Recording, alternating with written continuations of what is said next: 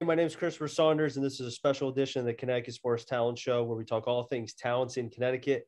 And I'm pleased to have on the starting quarterback who's had a fantastic season, 23 touchdowns, but actually technically it's 24 because he has a rushing touchdown in there.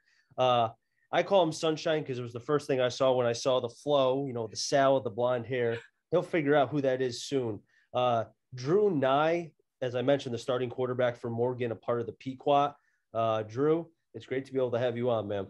Oh, thanks for having me. I mean, it's an honor to have someone like you contact me through, Twitter and saying, to be part of this podcast. It's an honor. Thank you. And I think better yet, it's never a dull day to have Pequot Town in here. The coaches. There was a wide receiver I had on last year, and it stinks he couldn't play his year from Rockville. Jaquan Dufour, Dufour. I forgot how to say his last name. Yeah. He's now playing at Central, and it just goes to show it doesn't matter if the conference is not the power conference. There's talent everywhere. Yeah, I mean, yeah, like I said, Pequot tends to be overlooked, and I actually faced Jaquan before my sophomore year, and he's a player like that. That kid, we can tell he can definitely play at a high level, Division I level that that can compete with anyone in my eyes. And even if it is in this Pequot conference that may be overlooked, like I said, he's definitely a player that can compete at any high level. And there's players in this conference that you can't be overlooked. And I just think that it's a really competitive conference. So. And I think you fall in that same thing, man, where I feel like you were overlooked. I feel like your team has been overlooked. And even to a certain degree, I think you guys are still being overlooked. And you know what? Let you be overlooked because it's always the teams that you least expect that you pounce and you get after. Yeah. How do you guys feel about that? Yeah, like I said to my team, I love being the underdog. There's really no pressure for us. I mean, if we look back at, the past 3, 4, 5 seasons almost, like Morgan football's history has not been the best. And like we talk about changing this culture at Morgan, creating this leadership with other people and, bringing these guys together and to believe, we talk about it even in the summer with my guys, like we can be something special here. We got a great group of guys, great leaders here in this locker room that, we can take it a long way. And even when other coaches talk about Morgan, like, oh yeah, that's Morgan, like, haven't been really too good. But I mean, this year I feel like we've shocked some people. Like even like when people are hearing Morgan football this year, they got a couple studs on their team. But I like where we are at right now. And, I'm just so proud of my guys just for, stepping up big, even when we've been overlooked and been thinking, Morgan football is going to be the same old. And just for us to step up this year, it's great. It's a great feeling. Now you talk about the past as far as for Morgan and kind of the history, the wins and losses haven't been, the wins haven't been there. How did, you and your team, because obviously it didn't happen overnight. It takes incremental time. So talk to me about that process getting to this point now, man. Yeah, I mean, sophomore year, like we had a lot of sophomores playing varsity, which helped tremendously, even with COVID. And coming into this year with teams not having that varsity experience, and with me and a great group of receivers as sophomores playing that year and knowing like what it takes to win a game of varsity football play that many other people don't know. But so having that sophomore year under our belt, coming into senior year, knowing that we can do it, we can put up numbers like we did sophomore year, and we can put up points, was a huge plus in our standpoint. And I think like even last year with COVID, it did suck. Everyone hated how the year had been taken off, but us to really develop, get stronger and put into our minds that we have a great group of guys that we can be really good. And even in that offseason work, this doesn't come easy. Like I took my guys, all my receivers down, like every couple of weeks, just building that chemistry with them on and off. And, we're all friends too, which makes it more fun, all friends, slinging that rock in the summer. And now seeing that's translating over, really well. And it's just, I'm proud of them for working hard. So. You sound more and more like Sunshine from Remember the Titans. I can't wait until you watch it after this interview because you're All going to right. be like, wow, Chris was right. I am Yeah. Sunshine. Yeah. Definitely gonna have to look in the sunshine. Now, have you been the starting quarterback since your freshman year, or was this your first year? Tell me about that. Yeah, no, it's funny. Coming as a freshman, my brother JP, he played quarterback, and I always look up to him. He was number one in passing yards in the state his senior year.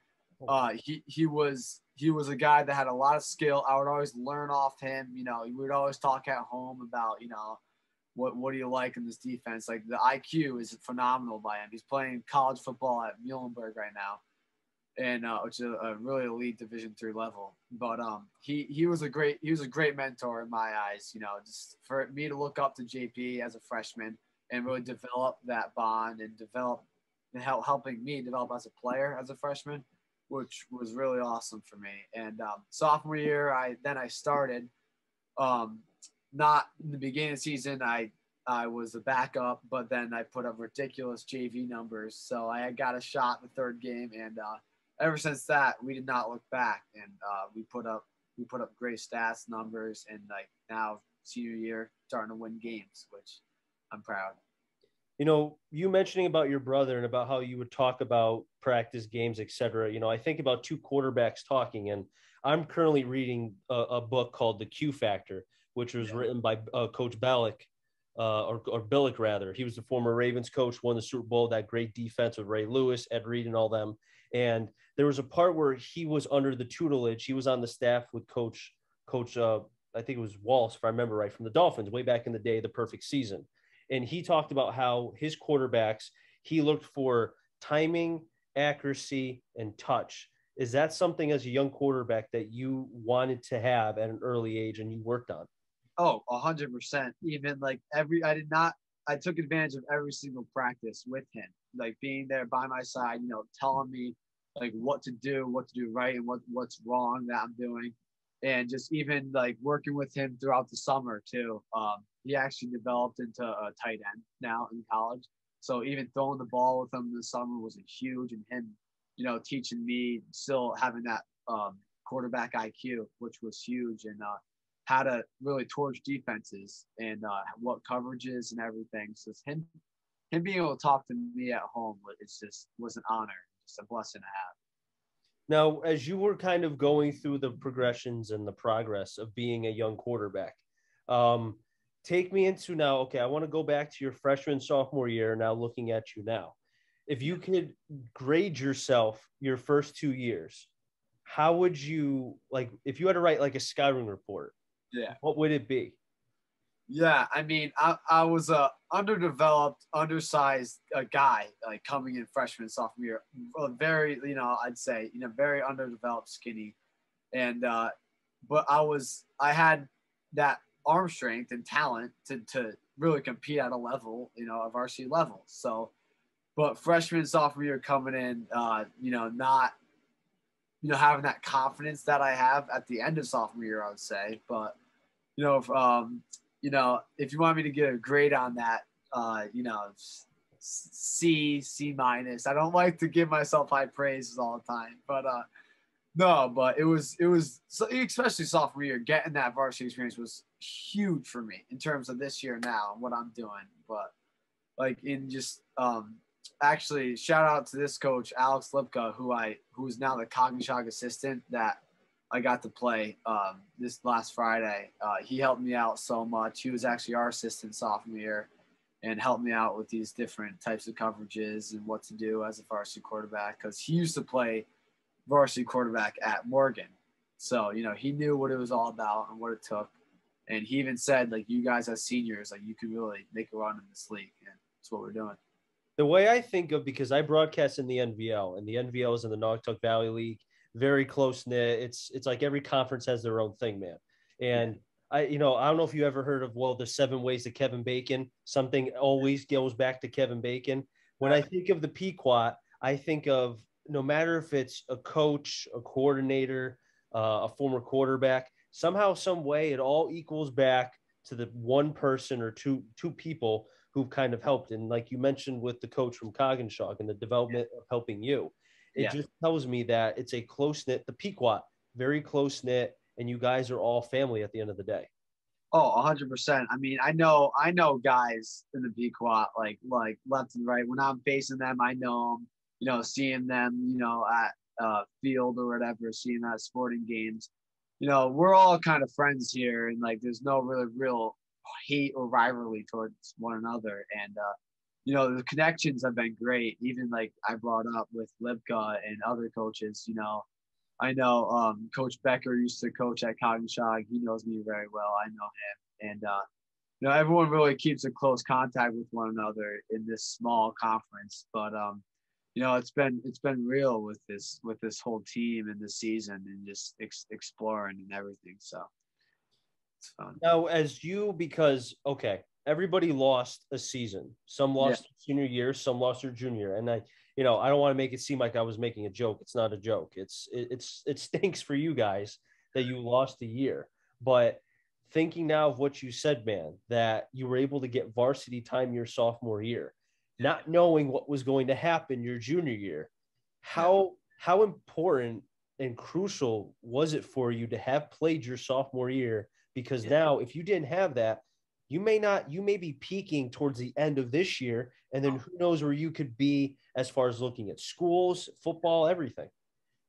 Yeah. I mean, it's just I was just so blessed that I was able to play that sophomore year, and just even with my guys, a few names like Alex Fradamico, Garrett Garbinski, even like all my four receivers played sophomore year with me as well. So all of us coming into this year knowing that we can compete at this varsity level as sophomores, meaning then coming into seniors, being, oh, okay, like we know we can compete, and we have that confidence coming in senior year, saying, we can really turn the tables on Morgan football, and we can be, potentially we can go all state, and our dreams and aspirations are as high as ever.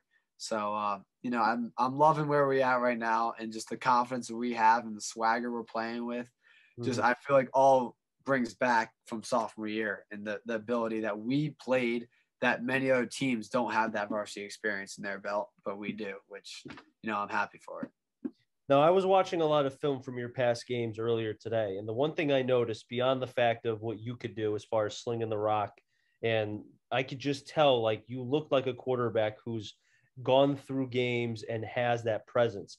I also noticed the size that you have amongst your skill guys. I mean, having those kind of, I call them bigs, like you basically have a center, a power forward. I mean, you've got some big boys, and you're pretty tall yourself. Do you think having that size helps? Because it's not like you're going up against, and you're not going up against like a Richard Sherman. Like there's not many tall corners in the Pequot, let alone in high school football itself.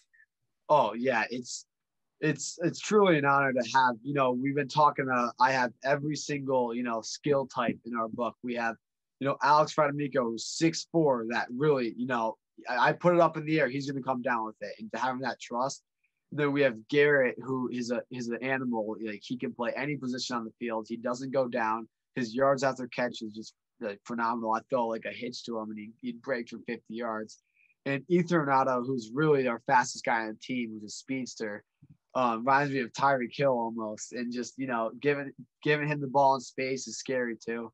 And then Nick Schmidt, who's the aggressiveness and the aggressiveness that builds us up, and it's just versatile corps with those kind of guys. It's unbelievable. I just can't be more proud of these guys. Even with this season, that's happening. The stats are not lying. So. Now, do you look back, man, because of what obviously the success of Morgan has been fantastic. You guys are 5-1. You're right in the thick of things in Class S, which I think is the most competitive of the four: Class S, M, L, and double L. I think Class S is very competitive. You got Bloomfield, Ansonia, Seymour. You've got Ledyard in the mix. You guys, I mean, Holy Cross. I could go on and on and on. Have you had an opportunity to just sit back? Like, I know you said you guys are on a bye week this week. So just looking at the record, and then obviously what you have done, especially the last game, hence why you're here. I mean, are you kind of just reflecting like everything's coming on at once, and it's like, how are you dealing with that? Yeah, no, just really like talking with my guys and saying like, look, like we went out here, we take it game by game, like our coach Kevin Sullivan says. He does a great job with us saying, forget about it. We can celebrate 24 hours, forget about it, and we're gonna go 1-0 next week. So we're gonna just try to keep going 1-0 every week. And it's really been successful in our terms, and that terminology is great. But then we're talking about, we went out here, and I feel like me and every one of our guys offensively can compete with anybody, and that's our mindset going each week. Like we can compete with anybody, and we get a spot, and we get a chance to compete for a state playoff in the first round. In what, in like 6 years in Morgan, we're gonna take advantage of it, and we're gonna see that we're gonna come in with that confidence, saying like we have the skill set to compete. So. What's the energy been like in the high school? I mean, I'm sure everybody must be loving it. Oh yeah, no, the student section, they call it the dog pound. Everybody around the hallways, like, oh, Morgan football is back. Like, I'm loving it. We're winning football games. So, it's fun. We always joke around like that. But yeah, it's a great atmosphere to be in right now, and hopefully this continues and we build. We have this momentum. No, it's great to be able to have that energy, man. I mean, when I'm broadcasting games, nothing's better than hearing a student section go nuts, or hearing, start the buses, or, whatever other kind of trash talk. I mean, especially being in the NVL and being with a couple parochial schools, it gets a little bit crossing the line between competitive, and it gets a little crazy, but it's nice to see that. And I think for you guys to have that energy, and to have, like you just said, Morgan football is back, you continue on doing what you're doing, you could very well play yourself into maybe having a home game, which I don't know if has happened in a long time in the high school's history, right? Yeah, I don't remember the last time we had a home game, for a state playoff. But if we're given that opportunity, we're gonna have to take advantage of that. Even with our section has been doing a great job, lifting us up, gaining our confidence back, Mm-hmm. and just doing a great job in those stands and with us, and that the energy that they bring for opposing teams. It's scary, which is I'm just thankful for it. Now, Drew, I know that you talked to me about how, schools have been an option for you. You haven't obviously made your decision. Are you looking at Division 3, Division 2, 1? Where are you looking at? Yeah, I'm all undecided right now, but yeah, definitely, Division 3 at a good school. I definitely want to get a good education somewhere, and a place where I can actually play football at. I don't want to lose my joy in the sport that Mm-hmm. I love so much. So I want to, compete at, there's a lot of D3 schools that compete at a really high level, and it would make, football still fun again, where I can play at Mm-hmm. and really, show my talent in some different types of leagues in college. But yeah, D3, good academic school is definitely the path I'm gonna strive for. Well, you mentioned the academic side. I know the NESCAC, which I broadcast in, has Trinity. You have Wesleyan. I know if you want to get outside the state, you have Amherst, Tufts. I mean, there's a lot. I mean, I'm sure you know. Are you looking potentially at those schools? Oh yeah, 100%. That whole conference is just great, Mm-hmm. and academically. I'm looking, I'm going to Pennsylvania next week, visiting Franklin and Marshall. I don't know if you know that school, but it's a great school down in Pennsylvania. It's in the Centennial Conference. They're actually playing Muhlenberg, and I'm getting to see my brother play him. So I'm gonna have to be on the Franklin and Marshall side for this one. But yeah, schools like that, it's gonna be a tough process, but I'm just excited for what happens. How are you able to? Because again, it was hard for me when I was trying to balance not just schoolwork, but when I was choosing to go to school, especially to play sport, because I played college baseball in college. How are you able to manage? Because while you're looking at schools, oh, by the way, it's during the season. Oh, you guys are having the best season ever. Oh, you're also throwing for a whole lot of touchdowns. How are you able to balance it all and not feel so? Because I felt overwhelmed and I wasn't doing half of what you're doing. How are you Yeah. able to kind of keep yourself from being too overwhelmed and just all of that? My teachers at Morgan have been doing a great job with me. Even my guidance counselor too. Discussing. She wants to meet with me. A ton to really discuss the opportunity that I have, because she knows that that I'm having a big season in front of me. And football's a lot to take. I have a student, But even with this college process, she's willing to talk like anything if I have any questions. But you know, it's really, you know, sitting down and focusing up on this goal that I have and chasing this dream of playing college football. So you know, my parents and I have been talking a lot, you know, really cracking down on this college process. And, you know, the homework really in Morgan hasn't been, you know, it's been light, thankfully, to, you know, work on more college stuff. So I'm getting it done. I feel like this process has been fairly, you know, fairly challenging, but I'm going to get it done, which I'm excited about. I'm sure you will, man. I don't doubt that at all. And, you know, Drew, it's great to be able to have you on.